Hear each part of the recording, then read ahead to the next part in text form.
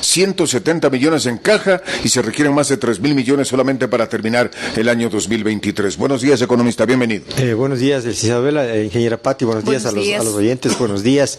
Bueno, sí, efectivamente ya lo anunció, o mejor dicho, ya lo dejó dicho el ex ministro Arosemena, ya incluso el presidente Lasso, y creo que lo corroboró el ministro Vera y ahora el presidente de la República, que la situación en la caja fiscal para el cierre del año estaba totalmente mala y que era necesario hacer algunos lobbying, que creo que ya lo hizo Daniel Noboa cuando salió fuera del país, salió a España, a Estados Unidos, se reunió con empresarios, con inversionistas, con políticos, con los principales del Fondo Monetario, del Banco Mundial, del Banco Interamericano de Desarrollo, un poco porque él ya sabía lo que va a recibir y tenía que ver qué pasa a fin de año. Usted acaba de decir, hay cerca de 3.000 millones que se necesita para cubrir los GAT, el tema de igualarse con los GAT, el sueldo de noviembre, 13º, sueldo de diciembre del sector público, de los proveedores del Estado, del tema del CERCOP, contratación pública.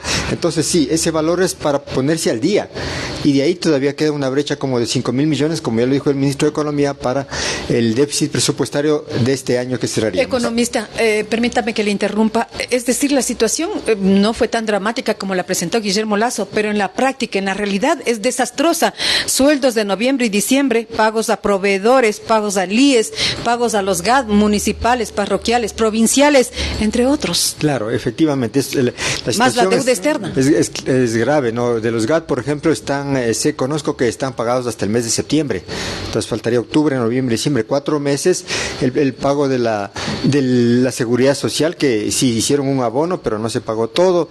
El sueldo que ya viene en noviembre, 2 semanas después del 13º, 2 semanas después el sueldo de diciembre, y todos los proveedores están necesitando para hacer el cierre del año y pagar a sus colaboradores, a sus proveedores también, a quienes les dan materia prima, insumos. Entonces la situación es bastante delicada y, como bien dijo, hay un saldo de 187 millones de dólares en la cuenta única del Tesoro Nacional. Es decir, ni siquiera alcanzaría para pagar entre hoy y mañana los sueldos de noviembre. Entonces el gobierno ya está moviéndose. Ayer anunció una reforma tributaria, ya lo puso en ¿Qué destacamos evidencia de esa reforma tributaria? A ver, lo básico de la reforma tributaria, lo más importante de la reforma, yo veo más bien es el tema de que se busca reactivar el empleo. Ya veo que están dando incentivos al empleo y a la inversión, que creo que son dos cosas que se han frenado en la economía del Ecuador en los últimos años. Desde hace rato se dice, si la empresa contrata jóvenes va a tener beneficios, pero no ha resultado absolutamente nada, porque parece que es todo el sistema el que está estancado. Por supuesto que la empresa este es un estímulo tributario, sí, pero es para que dé preferencia, porque por ejemplo veo que si hay un empleo juvenil, hay una tabla de deducciones de impuesto a la renta que van desde el 20 hasta el 90%, dependiendo del número de jóvenes que vayan contratando, desde 10 hasta 500 me parece que son el número de personas. Entonces, le veo más centrada esta reforma, ya con datos más certeros, más al detalle, esto de la residencia fiscal temporal para que quien quiera invertir o comprar un bien en Ecuador y tenga ingresos mensuales de 2.500 y el bien valga sobre los $150.000, el incentivo a las zonas francas para invertir en zonas francas, 0% de impuesto a la renta por 5 años y 15% de ahí en adelante a las empresas que inviertan en zonas francas. Pueden ser empresas nacionales que se van a la zona franca y están exentos del pago de impuestos. Las empresas que están ahora pagando el 25, el 28%, o también a las nuevas inversiones en energías renovables. Entonces yo le veo bastante ¿vendrá adecuado. Capital entonces de extranjero? Que sea. Y yo creo que esto incluso tiene mucho que ver con lo que el presidente Noboa hizo lobbying internacional hace semanas atrás, en donde más o menos ya le venían diciendo los inversionistas en qué actividades quisieran invertir y cuáles serían las posibles exenciones, mejoras tributarias que ellos deberían recibir. Entonces por ahí yo creo que va este tema tributario, porque si nosotros vemos, no es recaudatorio, porque los ecuatorianos cuando escuchamos reforma tributaria lo primero que se nos viene a la mente es nos van a cobrar más impuestos, pero acá no, o sea, no se los va a topar. A los únicos que se les va a topar directamente en el tema de impuestos es a los que tengan patrimonio sobre los $4 millones. Ellos tendrán que pagar un impuesto del 2% al patrimonio el patrimonio del año 2022, dice. Yo supongo que del año 2023 será para pagar en el 2024. Estimo que así va a ir siendo como con retraso. Pero bueno, la pregunta que me hago es, ¿quién tiene un patrimonio de 4 millones de dólares? O sea, por más que se tenga, ya solo las familias muy pudientes que debe o los ser empresarios. Un mínimo porcentaje, ¿no? Sí, pero que existir debe existir. Por supuesto que sí hay, y ellos van a pagar. Y bueno, ellos son quienes realmente tienen el recurso y estarían en condiciones de ayudar este momento a la difícil situación económica a través vía tributos.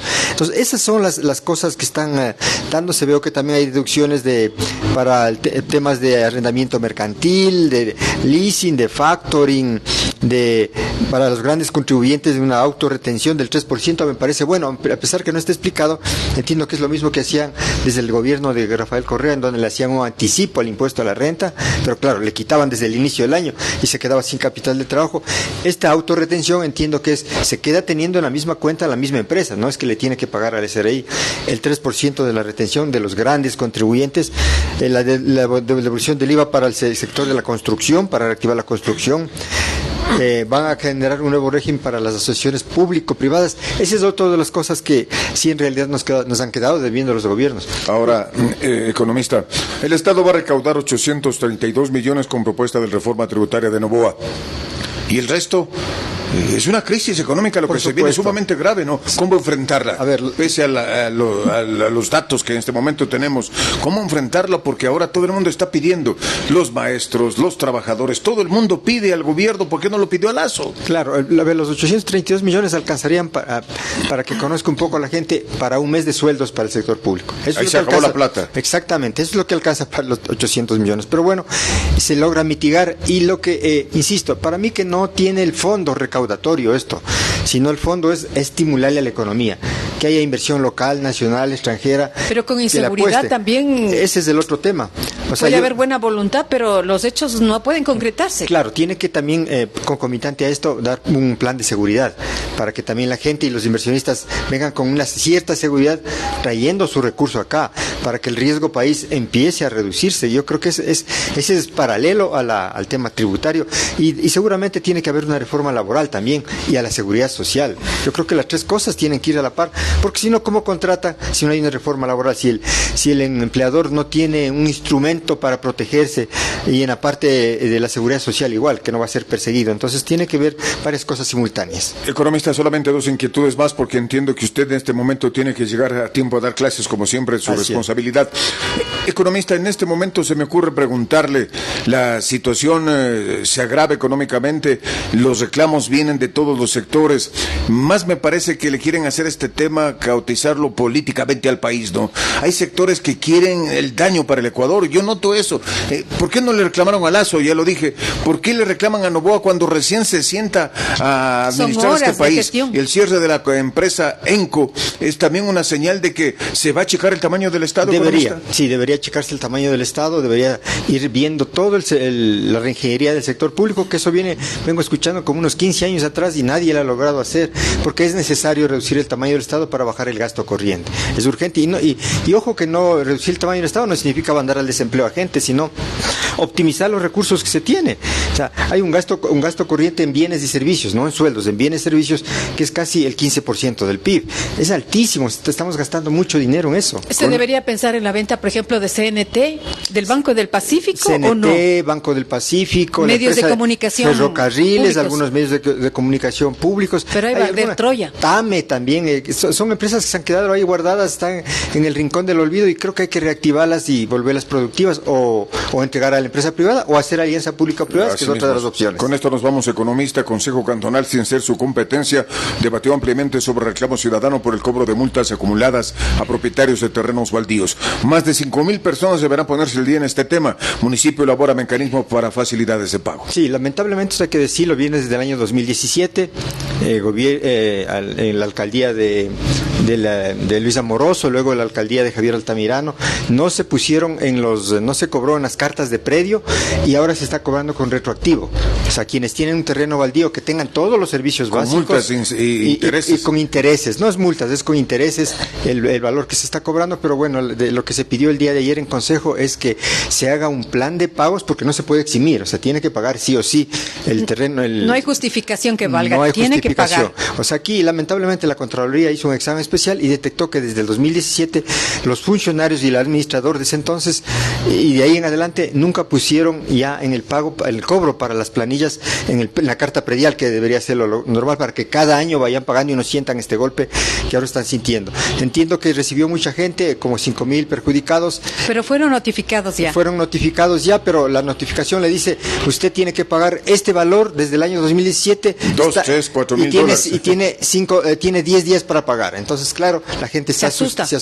Entonces, lo que se ha pedido es que se haga un plan de pagos. Hay que acordar que esto es netamente del administrativo municipal, es decir, de la alcaldía. No le compete a la parte de la legislatura municipal.